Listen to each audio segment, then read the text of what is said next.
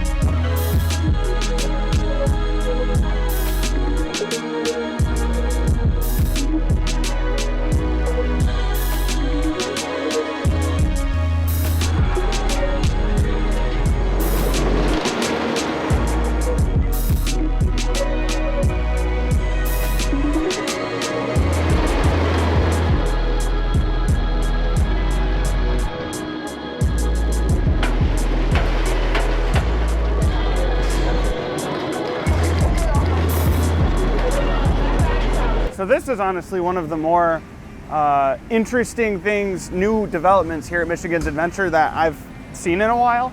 A couple of years ago, Wolverine Wildcat got Titan Track, which is GCI's steel track, on its first drop up to its turnaround, and also some wooden pre-cut track in other areas. Shivering Timbers until now has only been kind of having regular carpentry work done. Like as in when it's retracked, they'll identify the rails and however many layers of boards on the track might need to be replaced, and they'll do it by hand, and that does for the most part keep the ride running pretty well. This past off season they added a fair amount of RMC 208 retrack, which is interesting for two reasons. One, it's Shivering Timbers, it's a wooden coaster and it just got a lot of steel track. Number two is it's RMC. We haven't seen Cedar Fair or Six Flags work with RMC in a while, so I totally expected if they went this route that it would be GCI Titan Track, but it's not. It's RMC. So does this mean anything for the future of the chain? I don't know, but it's really interesting to see. Now the ride as a whole is running pretty good this year. There are a couple of spots I've noticed have gotten slightly worse since last season, but in my opinion, and I'm someone who can tolerate a decently rough wooden coaster, in my opinion this is a perfectly smooth enough ride. You're not gonna come off immediately with a headache unless you're completely dehydrated going in. Even though that first drop is not too steep, that still packs a kick when you're near the back of the train. So the steel retrack happens after the first drop. Oh, I'm too bright? I'm too bright now. The retrack happened after the first drop, going into that first camelback, right at the top of that hill, and it goes all the way down and all the way up the next one. And it kind of cuts off right after the crest of the second camelback. So that section, butter smooth. And from some of my friends who have been on rides that also have 208 retrack, they say like it's super loud, like it's screechy, squeaky loud. I didn't get that. It actually sounded pretty similar to Titan Track in my opinion, and it felt very similar as well. I'm still a little mixed on the actual principle of changing some of Shivering Timbers into something that's clearly not Timbers, but there were two very problematic spots rising into those camelbacks. They're completely alleviated with this retrack. So I think overall, this is a good change. Much like with Wildcat and its Titan Track, I just don't know how far you necessarily want them to go with this sort of thing, right? Like for a hill and a half, it's good. But in a world where the entire layout of Shivering Timbers is steel, that wouldn't feel good. But incredible ride as always. Incredible amounts of floater airtime. The momentum is insane. This thing is not much taller than like Maverick, and it just goes forever. So CCI, whatever they did, it works. This thing just keeps on going. Now, in addition to the RMC track, There's also a bit of reworked track, I believe, on the return trip, and it is after the turnaround, after the dip, there's kind of that little small speed hill where the trick track used to be. If you're a Shivering Timbers OG, you remember that. That area, glass, and that's not steel retrack. That is some sort of wood retrack. So whether it was done on site or it was pre-cut, I'm not sure. I wasn't able to identify that going 45 miles an hour, but more of that, please. I don't want it to sound like I'm hating on this ride at all. This is one of my favorite coasters on earth. It is an amazing ride.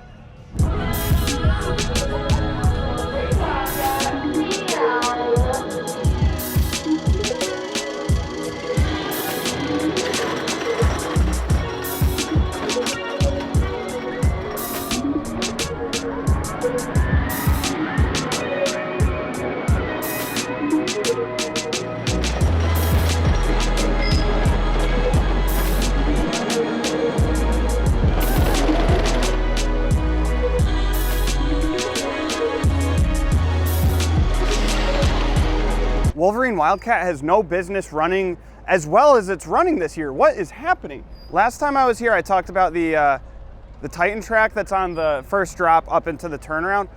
There's more. So it's here, up that, and it's also in the turnaround under the first turnaround, and that runs beautifully too now. I also don't know what is new this year and what's not, but the whole first half or more, 2/3 maybe of the ride, glass smooth. I have no idea what's going on. There's gravity group pre-cut track on the lift hill, weird. And it's also actually right after the double up, double down thing, right before that Titan track turnaround and right after it for a very short stint. The ride is running beautifully. And in my opinion, this has the, like, maybe aside from like one tiny moment on Mad Mouse, I think this might be like the strongest airtime in the park. Sit near the back, because a good amount of it comes after those long turnarounds. You're not gonna get any of that in the front. But this whole sequence after the first turnaround, tons of airtime, like strong floater, maybe even more. Shivering Timbers is like a B&M Hyper coaster, the way it's like very consistent floaty airtime, whereas this just has some sharp, sharp pops. So really good, really impressed with Wolverine this year. Great stuff.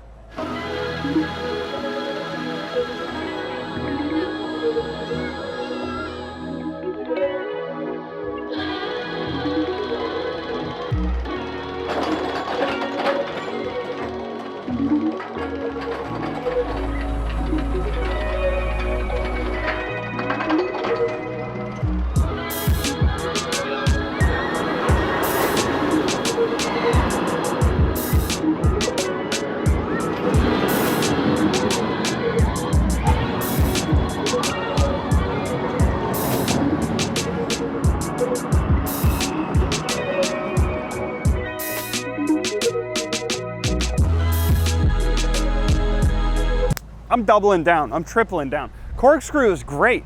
One of my all-time favorite coaster YouTubers is Airtime Thrills. But I've got beef with you, Chris. He said that this is one of the worst aero corkscrews out there. This is the best one I've ridden. Now granted, I've only been on like 4, but this is a smooth ride. Just ride in the front of a car if you have legs that are longer than, like, I don't know, like a hot dog. I genuinely don't even think the ride has bad tracking. It's not shaky. If anything, there's just the aero jank in some of the transitions, but that's in any aero coaster. So I don't get what the fuss is about. I love this thing. You're not gonna get like ejector, but if you're in the back car of the ride on that drop, you actually do get a good, nice little float into that drop. So I always have a good time on this. If you're hesitant, just keep your body up against the restraint, make sure it's tight down on you, and try to keep your head outside of the range where the restraint could hit you. So maybe keep it a little forward, I don't know.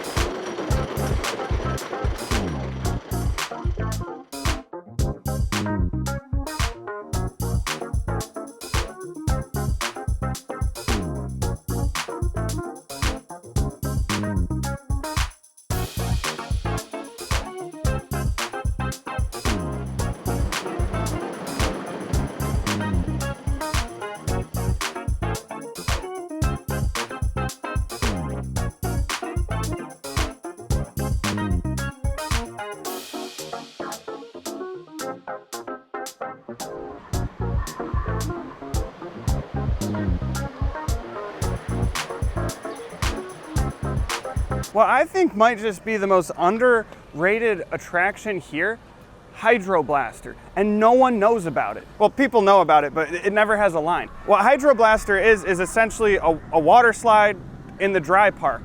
It's a water slide, but you sit in a dinghy, so you're not actually sitting in the water. That allows it to be open during the dry park hours, not just the water park hours, which is huge today because there's no water park open. These slides are actually very fast. I don't know if it's the dinghy that does that or the slide design that does that. Super fast, and the black one, try that because it is pitch dark in there. Super, super highly recommend. Unexpectedly intense little ride here. Like and subscribe.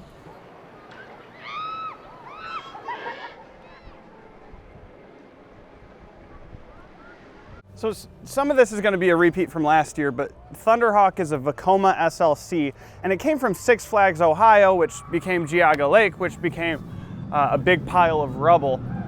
So Cedar Fair bought the park, closed it because they perceived it to be a mega park that was in competition with Cedar Point. So having the two in the same chain kind of defeated the purpose. They were both attacking a lot of the same market. So they closed it. And that can kind of help the chains twofold. One, they get to sell the land that the park is on, and for most parks, that's a lot of land. And two, and more relevant in this case, they get to distribute the rides from those closed parks, and to the guests of those parks, they'll just recognize it as a new ride. Like here, 2007. This ride wasn't manufactured in 2007, but to the guests of Michigan's Adventure, it was brand new. I bring this up because this was the last major addition to the park we've had. We've had the beautification at Planet Snoopy, and we got a very small flat ride, the Lakeside Gliders, and a couple other additions of that scale. This was the last one, but I think the best chance the park has to get another meaningful addition is about to happen, because we're having the Geauga Lake situation happen all over again with the closing of Six Flags America. Now, I'll be trying to visit that park before it closes, and from what I understand, it is not one of the greatest Six Flags parks, but it always sucks when a community's local amusement park closes. That just isn't fun. But the benefit to the chain is that there's going to be a good amount of rides and attractions that will need new homes. And I think Michigan's Adventure has the best chance it has had in a long time to receive a new ride. And Six Flags America has a couple very large rides. You have Superman, which is a Intamin hyper coaster. Oddly enough, this park actually does have the room for it by Shivering Timbers, but I don't know if that's the route that this chain would go down. In a recent Six Flags investor call, we actually learned that ride manufacturing prices are remaining pretty steady. It's the installation that has gotten far more expensive. So even if the ride already exists, erecting such a huge ride would be a very costly thing. So I don't think something like Superman is going to wind up here as much as I'd love it. There's also Joker's Jinx, a launched Premier Rides looping roller coaster. That would be awesome. Michigan's Adventure doesn't have a launched coaster, but at the same time, I don't know if this park and area has the infrastructure for a magnetic launched coaster. I don't think that's really in the cards either. So the realistic side of me, I would love to get their Frisbee or their Zamperla Nebulous, just one of those more modern flat rides, because again, the newest flat ride we got was a long time ago at this point, and it's just one of the gliders that you kind of move the thing around to go in and out. I think Michigan's Adventure desperately could use a bigger thrill flat ride, something like a Frisbee.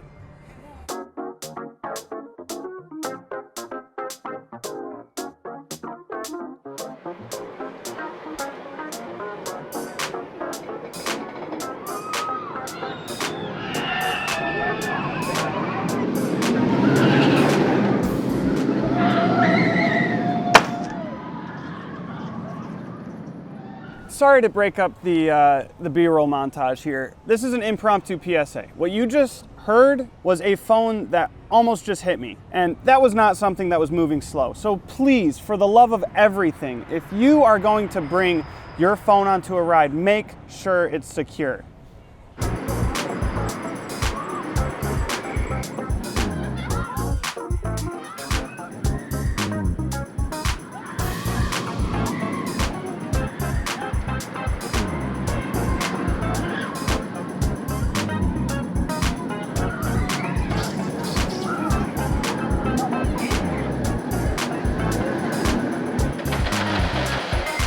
In my opinion, really good SLC, Vekoma's suspended looping coaster, kind of notorious for being a decently rough ride. This one actually rides pretty well. Not the smoothest ride by any means, but it's the only SLC where I can actually like enjoy the layout because it's not rough. Great time, aside from my near-death experience.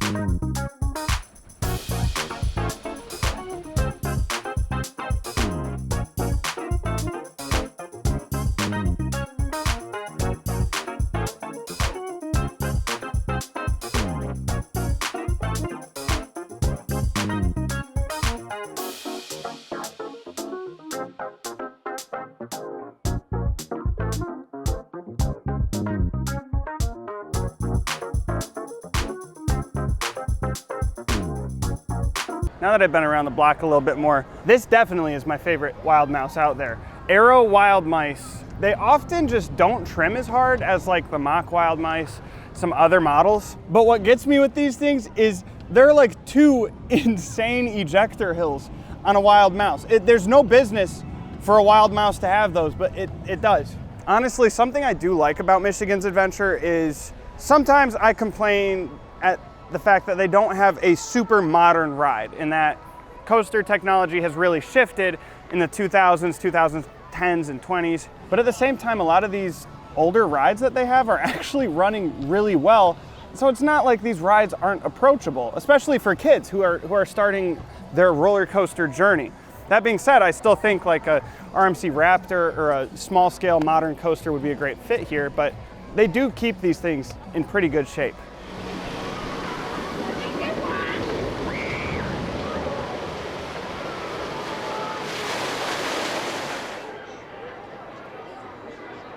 Operations here have been actually pretty good today. Thunderhawk normally runs 2 trains kind of in all conditions. That wasn't the case, so maybe there's something going on there. But Shivering Timbers is running 2. Wolverine Wildcat, fast dispatches. That ride is only programmed to be able to run 1 train. Corkscrew, I believe, hypothetically can actually run 2 trains, but it's always had 1. The problem is Corkscrew today has had some pretty slow dispatches, so that's the only thing I'd like to see sped up. But it's opening weekend and the park is not busy at all. I know in this area, I'd imagine a lot of the people taking Memorial Day weekend are over at Lake Michigan, they're on boats, they're at cottages. So I get that an amusement park might not be the go-to for everyone, but still, I'm surprised.